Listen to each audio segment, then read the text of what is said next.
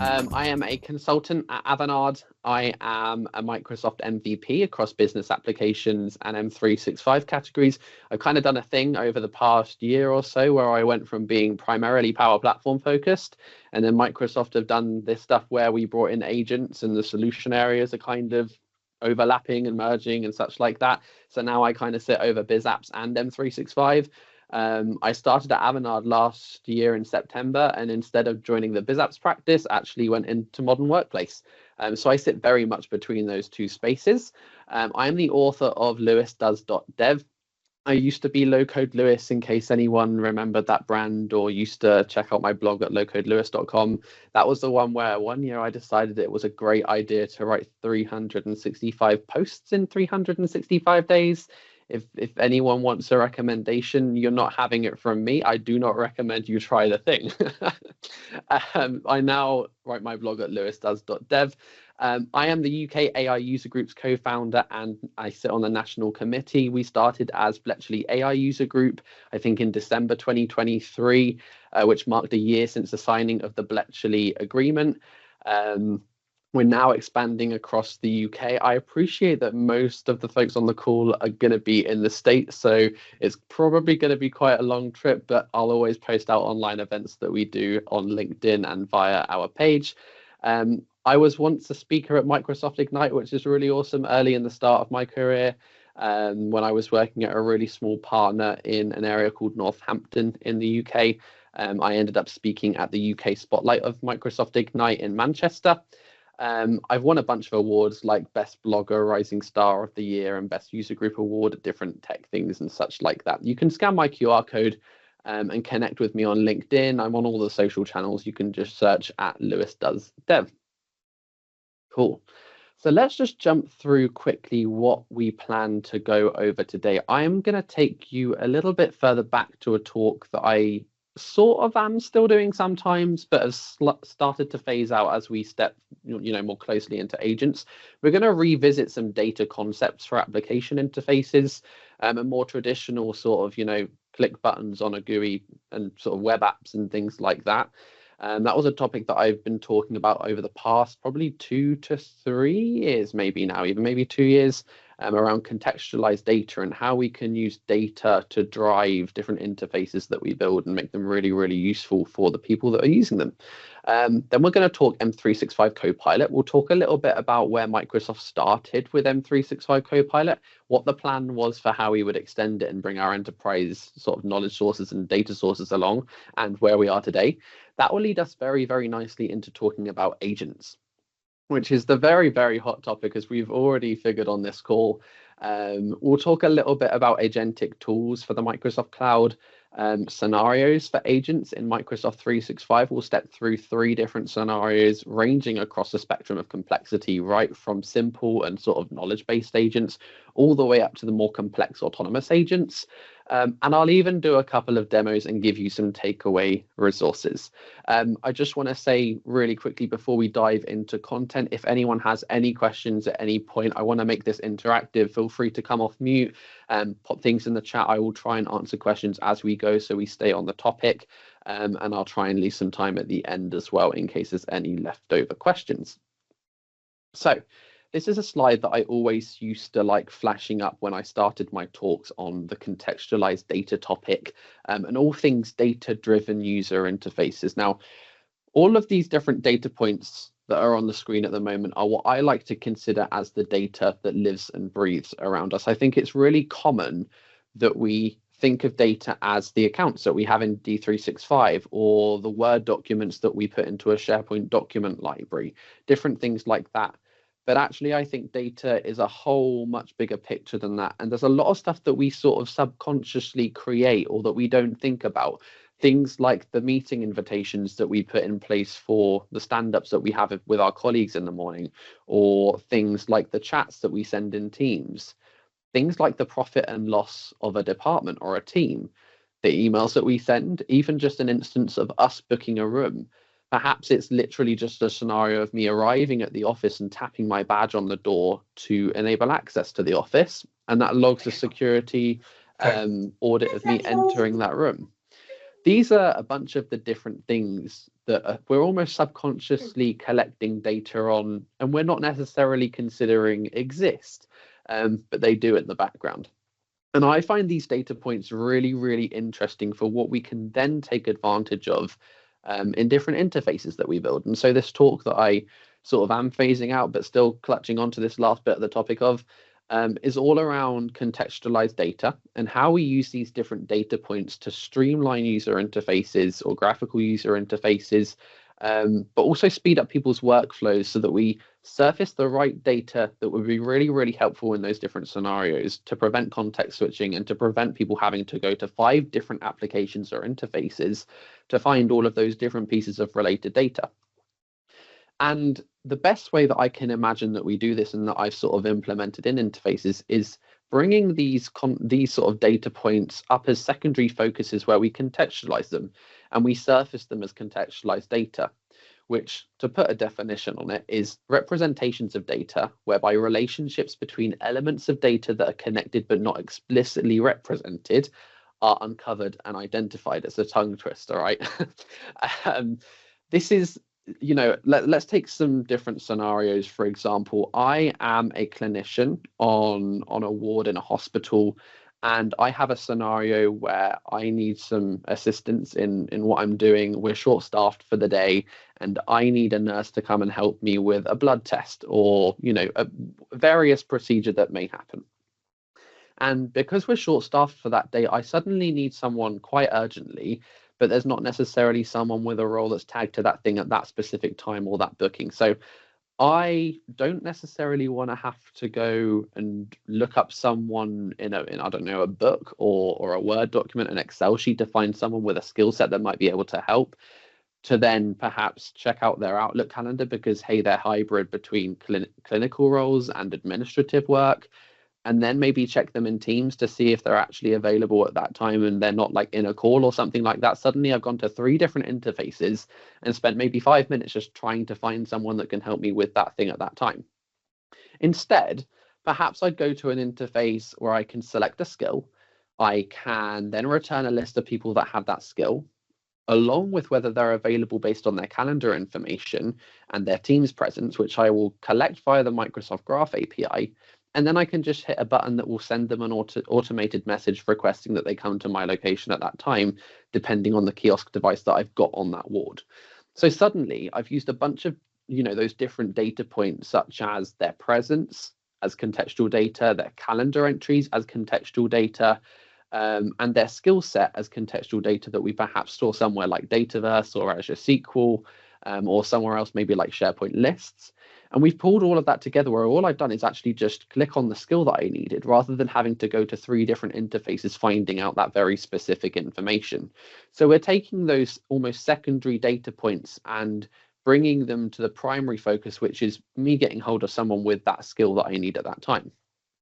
It might be a different scenario. Let's say there's a support ticket that came into our contact center for a very specific product, and I need to know the sort of transactional history that this client has had or this customer has had.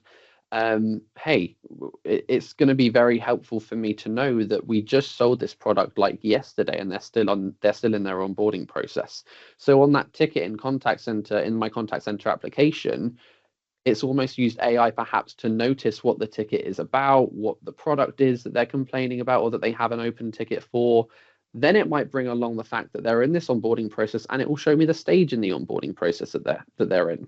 That's the secondary focus. That's the data that we're contextualizing to bring it into one place to give the user one focus where they don't have to jump between a bunch of different platforms. And what's interesting, in fact, before I say that, one of the things that I was doing when I was talking more about application interfaces, weren't necessarily talking about Gen AI and agents yet, is I was categorizing this data into 3 different sort of buckets. One being digital ecosystem context, one being operational context, and one being what I like to call out the window context.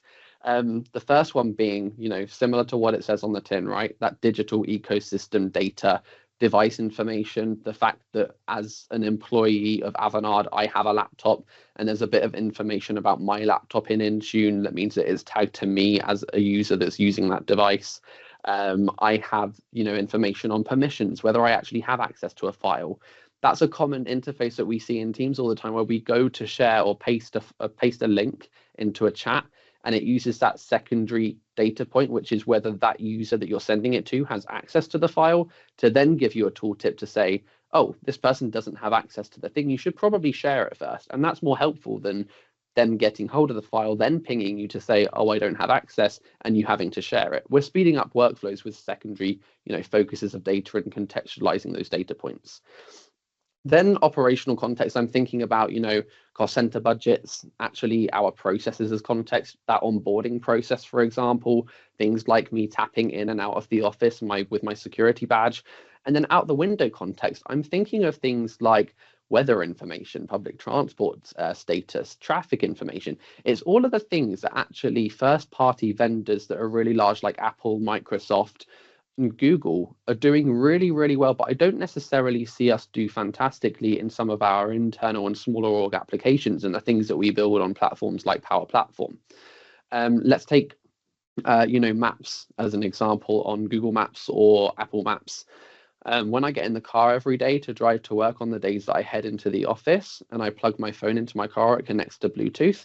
It does a couple of different things. First, it realizes the location I'm going to commonly at that time all the time. That's the first piece of secondary sort of focused information that it's using, that data that it's contextualizing. The next thing is it turns on my music. And then the third thing it does is it puts the directions into maps for that place that I'm going to. Also takes into account things like the traffic and the public transport status if I'm taking public transport at any stage in that journey. And then it figures out the best way for me to get there and any sort of hindrances along the way.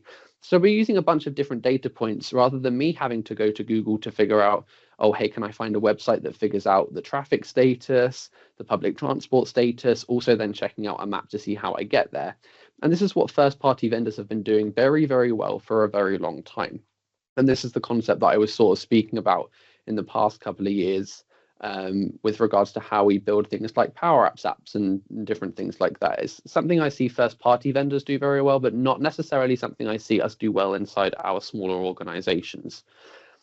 Now, we stepped into the Gen AI space since then, and this is why I'm sort of starting to phase this talk out, but I'm still clutching onto those past 3 slides, and it will set the scene for us coming back to that a little less coupled into buckets in a moment. And I mean, let's talk about agents and Microsoft 365 Copilot for a bit. This is the vision, or this is the first look at how Copilot was going to work, how it looked at extensibility. It's still the flow that it uses to sort of collect information that sits inside of the Microsoft 365 ecosystem. And I'm sure everyone on the call that's been working with Copilot is going to be somewhat familiar with this. So let's just run through the steps for a second. So I'm in a Microsoft 365 app. Perhaps I'm in M365 Copilot chat. Or one of those different interfaces, and I prompt Copilot to do a specific thing. Perhaps it's summarizing my Word document, perhaps it's checking out another Word document as I then draft a PowerPoint presentation, perhaps it's me in M365 Copilot chat and getting it to check out all of the actions that I haven't picked up from my inbox in the past 30 days and creating a table with all of the different resources that I'm going to need to get those jobs done. Now, that's me creating my prompt to Copilot. The next thing that happens is Copilot does a pre-processing step. So we jump over to the Microsoft Graph, which I'm sure everyone on the call being familiar with M365, any of the developers on the call are probably going to be familiar with Microsoft Graph in this space. Graph is effectively the platform that you can use to both grab data out of M365, but also extend M365 experiences. So Copilot says, hey, Microsoft Graph, I'm going to take hold of this person's emails, their files, their meetings, chats, calendars, and contacts. The caveat that I will give here is these are the specific data points and endpoints that Copilot can interact with from a Microsoft Graph standpoint. Unless you've got things like Graph connectors and things like that going on, it also accesses those.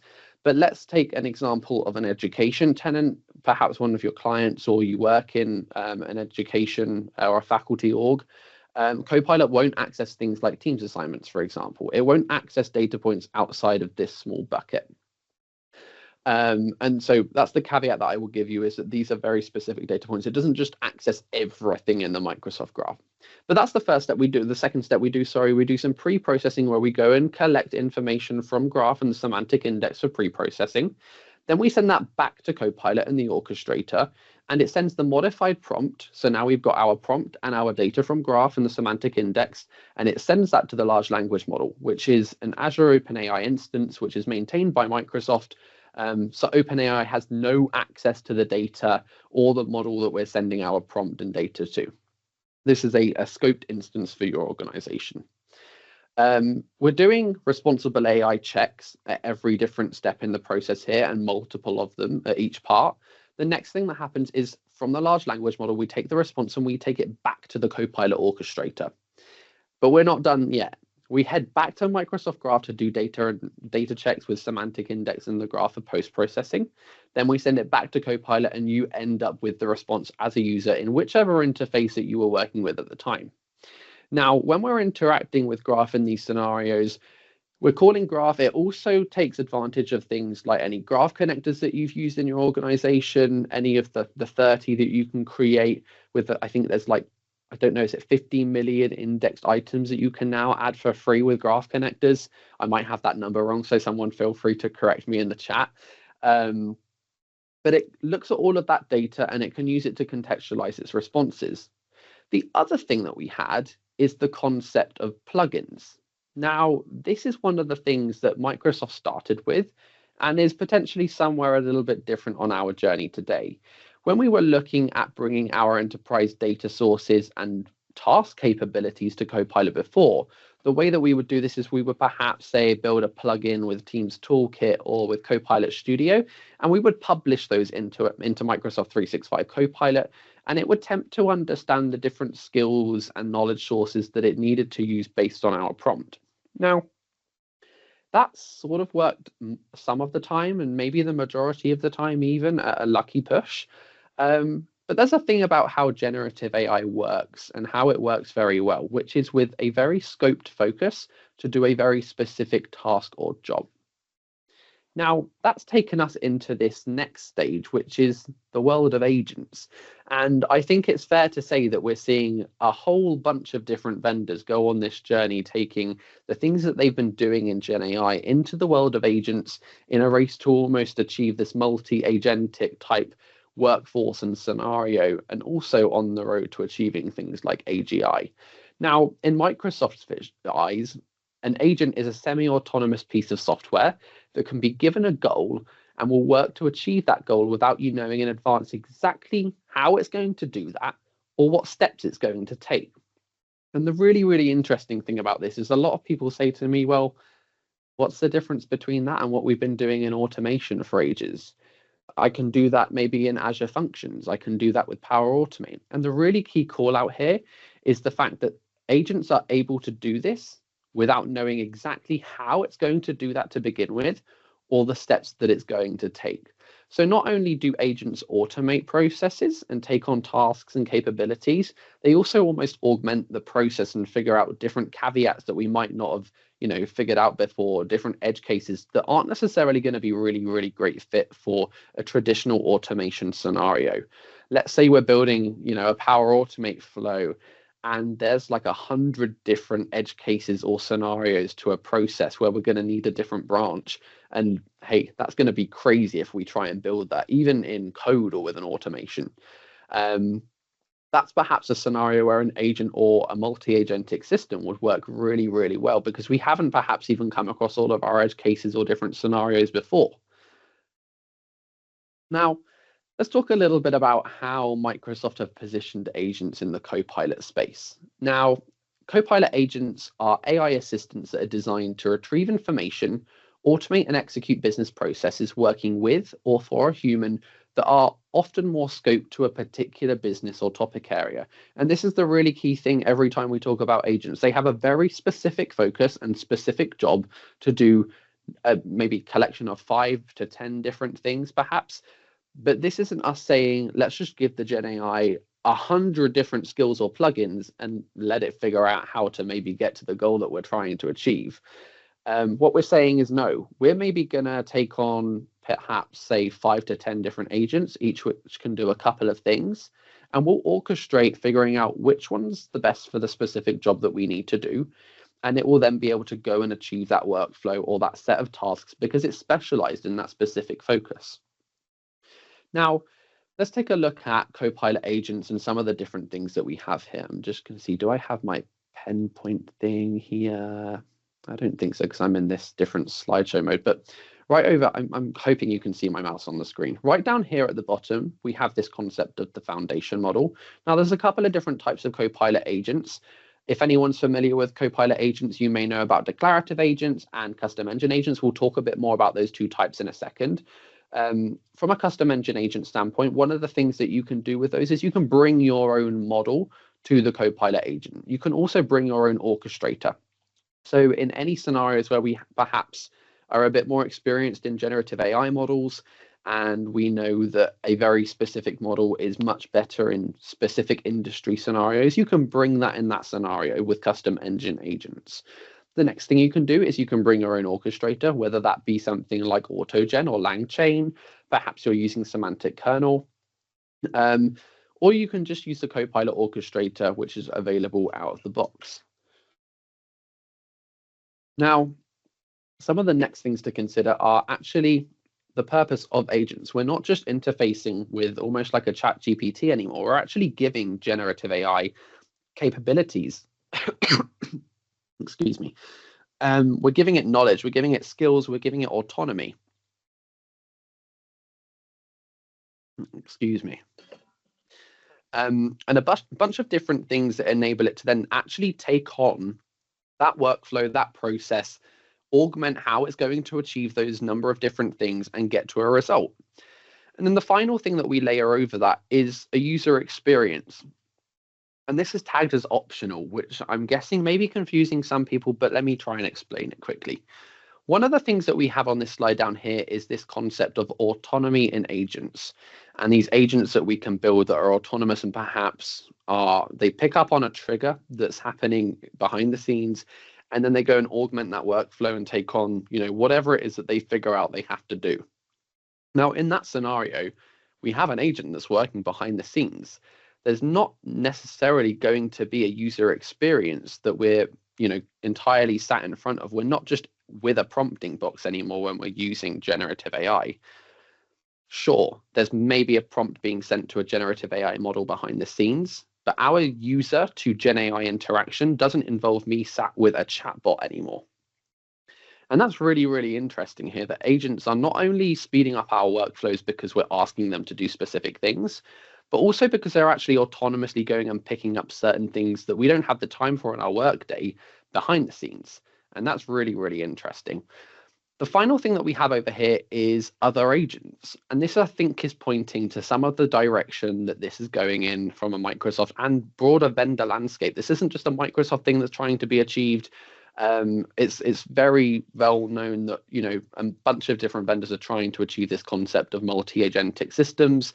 A lot of the work that Microsoft has done to date has been in spaces like AutoGen and semantic kernel for sort of multi-agentic systems and things like that, with semantic kernel being more of the productionizable solution for that.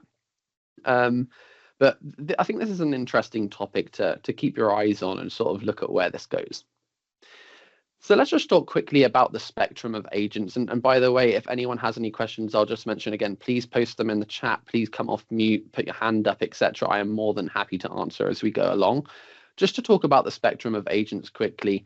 And not all of these are achievable with all of the tools that we have. But if we start right over on the left, we have the concept of simple agents. And these are perhaps just retrieval agents, agents where we're using the Gen AI to retrieve information, we're grounding it in knowledge sources and perhaps graph connector index data. We're using APIs to retrieve information, but it's not necessarily going and taking on a task or a goal yet. But hey, we're still prompting an agent that's specialized in a specific focus where it's giving us the responses that we need, and that's saving us a bunch of time. Now, the next thing that we can do is we can take this to the next level by actually getting the agent to go and take on a task or a capability. And the really complex side to that is some of the stuff that we were just discussing around autonomous agents, where they operate independently, dynamically plan, orchestrate other agents, and learn and escalate. And that's perhaps one of the really more complex scenarios, but where we start to see some real huge time saves being generated out of those uses. Now, as I said, there's two different types of agents in the Microsoft 365 space. We have the concept of declarative agents, and then we have the concept of custom engine agents. Now, declarative agents to date have been the primary focus for extending Microsoft 365 Copilot. These are very, very focused on providing Copilot with a specialized or scoped focus, enabling it with existing enterprise knowledge. And I say existing because declarative agents perform a subset of capability of what M365 Copilot does. We can give them actions or tasks with actions and APIs. And we have a switcher or an app tag experience in M365 Copilot. We can't necessarily publish these ones out to Teams as Teams apps or put them in various other channels. Now, there's a couple of different ways that we can build these. We can build them in Microsoft Copilot Studio, both with Agent Builder and the full version of Copilot Studio. And then we can build them with Teams Toolkit and Visual Studio Code. In terms of complexity, these are almost similar to SharePoint agents if anyone has used those, but they're a little more focused on extending M365 Copilot specifically. And we can't necessarily share them with users where we would post them out to a Teams chat and collaborate with them in line in a Teams channel or chat like that. On the other hand, we have the concept of custom engine agents where we're getting a little bit more complex. We can do things with Teams AI library and Teams Toolkit where we bring our own model and we bring our own orchestrator and we focus on some really complex use cases. We can use Microsoft Copilot Studio where we're looking from a more low code perspective and we're building things that we might still publish out to, say, a custom website or Facebook or hey, now M365 Copilot, because we can now extend Microsoft 365 Copilot with custom engine agents, which yes means that you can bring your custom orchestrator along and sort of start to enable some of those multi-agentic experiences. That was probably one of my favorite release in the Copilot stack, maybe to date. And will almost certainly remain my favorite all year unless we achieve autonomous chaining of agents in M365 Copilot, which was sort of flashed up in the Ignite keynote last year. Now, I flashed up this slide earlier, and the interesting thing about this is I had sort of bucketed these data points into three different, buckets. We looked at digital ecosystem context, operational, and out the window context. I think this sort of blurs a lot more with agents, and we return back to this concept of just the data that lives and breathes around us. We're no longer perhaps building very structured user interfaces where, we have to align this very specific data point to this thing that will appear here next. Instead, we're working with agents that may be autonomously called along because they're going to be helpful in that scenario, but we didn't necessarily realize it yet. And so suddenly we're putting these data points into lesser very categorized buckets. But in fact, actually, generative AI is orchestrating which may be best in those specific moments. Now, I just want to quickly talk over some tooling for agentic AI in the Microsoft 365 space before we jump into a couple of quick demos and leave a little bit of time for questions. The first thing that we have right over on the left is, and the majority of the stuff on the left side of the screen is experiences in Microsoft 365. The first we have is SharePoint agents. These are for reasoning over sites and files and collaborative content. I'm guessing for most of you joining an M365 user group, you're probably going to be familiar with these ones more than the stuff on the right side of the screen. These are the ones where we can perhaps select 4 files and generate an agent for those. Maybe give it a meta prompt or some system instructions and then publish that out to a Teams channel or even use it directly in the SharePoint site. These are very, very basic agents, but also come with a set of extensibility capabilities that perhaps aren't necessarily in all tenants yet, but there's some stuff coming around adaptive card extensions and what we can do with Copilot Studio to extend those agents.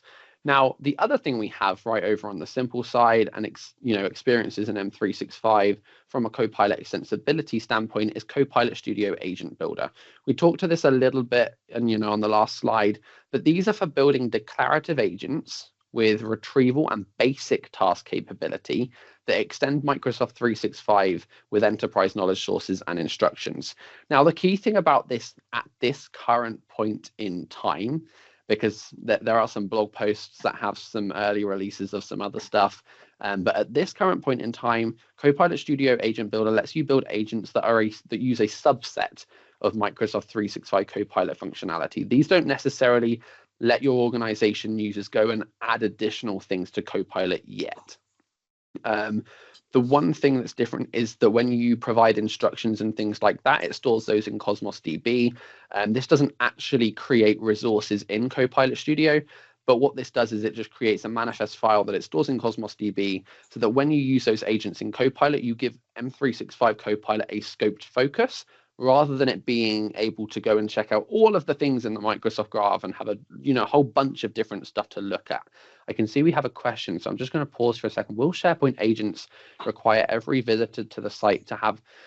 I believe there's a couple of different licensing options for SharePoint agents. I'm not going to say I'm 100% certain on the guest question.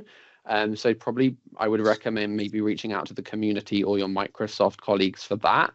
But I believe for SharePoint agents, you can either use them with your M365 Copilot license, and that's included almost as part of the extensibility of M365 Copilot. And then the other thing I believe is that you can connect up the pay-as-you-go option to use them on a consumption basis. I believe I have that right, but from a licensing perspective, I'd probably, confirm all of that stuff still with your Microsoft sellers and get them to double check that stuff before you go ahead with any implementations. And then the next thing that we have is Copilot Studio. This is the full version of Copilot Studio where we're building perhaps both declarative and custom engine agents. We're achieving the full set of capability across the complexity spectrum, and we're publishing to various different channels. Then for declarative agents, we're looking at things that are similar to what we were doing with Copilot Studio Agent Builder, but perhaps bring along some more advanced capabilities. We're actually enabling things where we can integrate with APIs. We can use Power Platform connectors for extending M365 Copilot, but they're very orchestrated with GenAI. If we're building custom engine agents, we're using things like topics. We can take advantage of things like the application insights telemetry integration and a bunch of other stuff in that space that comes with some of those richer features of custom engine agents. Then stepping one more over to the right, we have Teams Toolkit, where we can again build both declarative and custom engine agents. When we're building declarative agents, we can take advantage of some of the capability around API plugins, which is a really, really neat set of functionality. If you ask me, you can provide an open API specification of the API. You can do a small amount of authentication configuration, and suddenly you have a GenAI agent that you can publish into Copilot, and you can interact with your sort of CRUD-based systems using. Now, there's one thing that one of my product group colleagues in Microsoft or friends in Microsoft has been posting about for a while, which is getting your APIs ready for GenAI.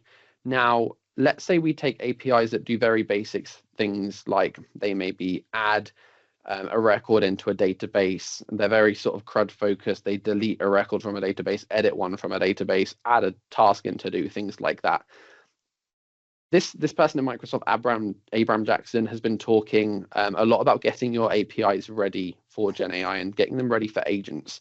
And I believe I'm going to probably get some of the stuff that he's been talking about wrong, but go and check out some of the stuff that he's been looking at. But getting your APIs ready for GenAI in the sense that perhaps an API endpoint can go and take on a bunch of different tasks or very specific things. You provide it with a specific couple of parameters, and then it goes and does the next 3 tasks with those because it can figure out the next part of the process. And suddenly you've taken the burden away from your GenAI agent and away from the orchestrator to figure out which specific endpoints it would have had to call in all of those scenarios. And instead, we have an API endpoint that can go and do the complex part, but we can still orchestrate getting to that process with generative AI. And I think there's some interesting stuff that he's been looking at in that space. So I would go and check out some of the stuff that he's posting over there. The other thing that we can do with Teams Toolkit is that we can build custom engine agents where we're bringing our own model, bringing our orchestrator, and you can check out Azure AI Foundry for some of those large language model deployments and things like that. Right over to the right, we're looking at things like bespoke solutions that perhaps we're still building on the Microsoft platform. We're still, deploying our model in Azure AI Foundry, but then we're using things like semantic kernel to provide an orchestration layer for figuring out the next best plugins to call upon, when our agent needs to action a certain thing. How am I doing on time, by the way? Have I got I think 15 minutes? I think we're about 15 minutes. That's about what you have left. Awesome, cool. Right. I am going to jump into a quick demo in that case. So let me flick across over to Teams. In fact, let's jump into Copilot Studio. So right over here on the screen now, we have what's called a custom engine agent, or some of you may know them as custom agents. There's a couple of different ways that we've been calling these in Copilot Studio. And this is the Manchester B Doctor's Surgery custom agent.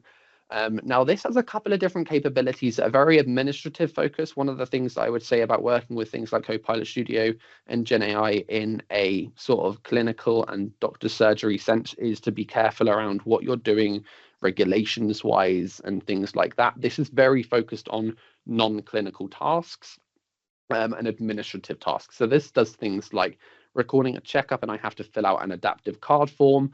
This does things like queries about past appointments. It does things like booking appointments. It's very administrative focused. Now, I have an agent here that can do a couple of things. It can record a checkup for me, and it's going to schedule appointments for a patient. Now, just to jump around and show you a little bit about what we've got inside of the Copilot Studio sort of maker experience. Right over here, I've got some instructions that provide the Gen AI with a little bit of an idea as to how it should behave, what it should do. This is me giving Gen AI the scoped focus to build that agent. Then I've got generative AI orchestration turned on. What this does in Copilot Studio is it uses the orchestrator to understand, okay, when should I call upon this knowledge source? Or when should I call upon this action? When should I maybe call upon some of my topics I have over here, or a bot framework skill that I've integrated? And so this is always quite an important one to have turned on if you're not using topics for everything. And this is really where we get some of the huge value out of the generative AI piece in Copilot Studio here. Now, I am going to just show you this right over in Teams. I have this channel over here for Teams and Microsoft 365. As I said, one of the really cool things that Microsoft just announced is that you can now publish custom agents or custom engine agents, into M365 Copilot. So now we can do things like publish adaptive cards into M365 Copilot for different scenarios where we don't have to use Teams Toolkit anymore, and low coders can go and do that thing in Copilot Studio too.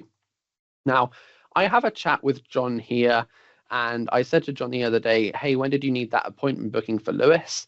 And John said, oh, we needed to book it tomorrow at 12:30 p.m., please. So I tagged the agent and said, please book an appointment for Lewis tomorrow at 12:30. So without context switching and having to go out to a patient record system or a booking system, I was able to get that appointment booked right there and then. Now let's take a scenario where we are in a virtual appointment with a patient because we were doing that stuff from COVID over Teams, and we've continued to do that to date. Now, I'm in the chat with my agent and in that call with the patient at the time, and I don't want to have to lose focus on the conversation that we're having that's got to be really high quality at that time. So I'm going to open up the chat in the meeting. I'm going to tag my agent, and I'm going to say, at Manchester B Doctor's Surgery, please book an appointment for John Doe tomorrow at 12 p.m.